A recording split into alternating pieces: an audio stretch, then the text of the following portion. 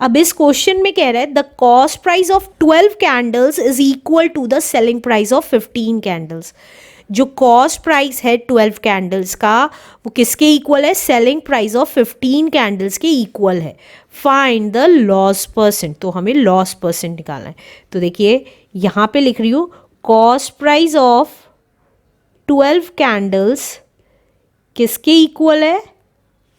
Selling price of 15 candles के equal है, right.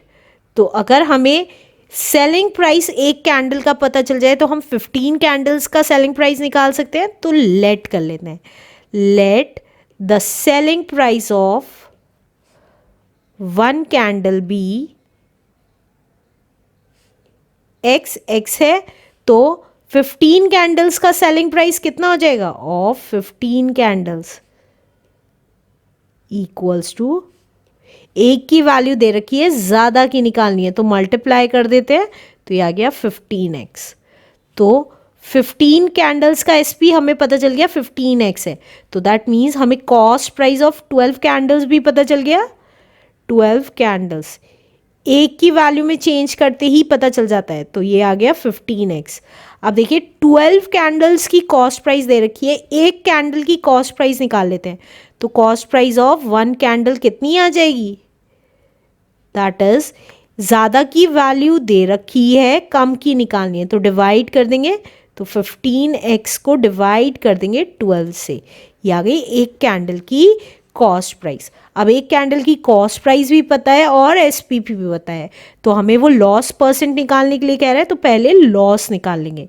Loss का फॉर्मूला होता है CP माइनस SP। तो CP था 15x अपॉन 12 और SP था x, तो LCM ले लेंगे। तो 12 LCM आ गया, 15x as it is minus 12 की मल्टीप्लाई x में हो जाएगी, तो ये आ गया 15x माइनस 12x अपॉन 12। तो ये आ गया 15 में से 12 गया इस 3x अपॉन 12, राइट। लॉस आ गया। आप चाहें तो इसको ऊपर नीचे कैंसिल करके भी लिख सकते हैं, मैं नहीं लिख रही अपनी कैलकुलेशन को कम करने के लिए। अब हम लॉस परसेंटेज का फॉर्मूला लगा देंगे, क्योंकि लॉस पता है, CP पता है, तो लॉस परसेंट का फॉर्मूला क्या होता था? Loss upon CP into 100। तो लॉस था हमारा 3x अपॉन 12, CP था हमारा, एक कैंडल का CP था हमारा 15x अपॉन 12, तो यहाँ पे लिख दिया 15x अपॉन 12 इंटू 100। तो कितना आ गया? 3x upon 12 as it is into 12 upon 15x into 100। अब जो कैंसिल होता है उसको कैंसिल कर देंगे, तो देखिए 12 से 12 कैंसिल हो गया, x से x कैंसिल हो गया, 3 1 ज़ा 3, 3 5 ज़ा 15, 5 1 ज़ा 5, 5 2 ज़ा 10 एंड 0। तो ये कितना आ गया हमारा लॉस परसेंट? That is 20%। तो इसका मतलब उसको 20% का लॉस हुआ है। Answer. Let's do next question now.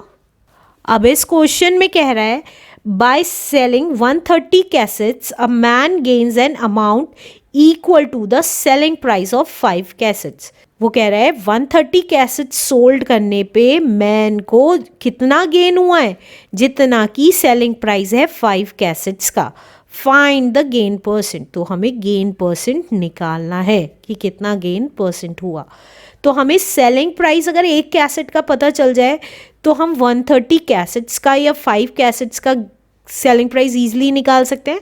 तो लेट कर लेते हैं, let the selling price of 1 cassette be x है, तो सेलिंग प्राइस ऑफ 5 कैसेट कितना हो जाएगा? That is 5 into x, that is 5x हो गया, क्योंकि एक की वैल्यू दे रखी है, ज़्यादा की निकालनी होती है तो मल्टीप्लाई करते हैं। तो हमें पता चल गया कि 130 कैसेट्स को सोल्ड करने में तो उसको कितना गेन हुआ है। तो गेन हमें पता चल गया, दैट इज 5 कैसेट्स के इक्वल हुआ है, सेलिंग प्राइस ऑफ 5 कैसेट के इक्वल हुआ है। और we can say that gain हमारा 5x हुआ है, राइट। फिर से क्वेश्चन पढ़ते हैं। 130 कैसेट्स सोल्ड आउट करने पे मैन को 5 कैसेट्स के सेलिंग प्राइस के इक्वल प्रॉफिट हो रहा है। तो 130 कैसेट सोल्ड करेंगे तो 5x का प्रॉफिट है, तो एक कैसेट सोल्ड करेंगे तो कितने का प्रॉफिट होगा, एक की वैल्यू निकाल लेते हैं। मैंने आपको बताया था हमेशा हम एक की वैल्यू निकाल लेते हैं, राइट। तो gain at 130 cassettes is equals to 5x। तो गेन एट 1 कैसेट पे कितना गेन हो जाएगा। देखिए ज़्यादा की वैल्यू दे रखी है, कम की निकालनी है, तो डिवाइड कर देंगे तो 5x अपॉन 130 हो गया, राइट। अब एक का गेन पता चल गया, एक की SP पता है, तो हम कॉस्ट प्राइस निकाल लेंगे। तो कॉस्ट प्राइस का फॉर्मूला क्या होगा, SP माइनस गेन हो जाएगा। तो SP था हमारा x और गेन था हमारा 5x अपॉन 130। तो ये कितना आ गया, 130 LCM ले लिया, तो 130 into x is 130x minus 5x, that means CP कितनी आ गई, 125x अपॉन 130 आ गई, राइट। अब हमें कॉस्ट प्राइस पता चल गया, गेन पता चल गया, SP पता चल गया, तो अब हम गेन परसेंट निकाल सकते हैं जैसा कि वो क्वेश्चन में कह रहा है। तो गेन परसेंट का फॉर्मूला होता है गेन अपॉन CP इंटू 100। तो गेन था हमारा 5x अपॉन 130, CP था हमारा 125x अपॉन 130 इंटू 100। तो ये कितना आ गया, 5x upon 130 into 130 upon 125x into 100, A upon B into D upon C की फॉर्म में लिख दिया।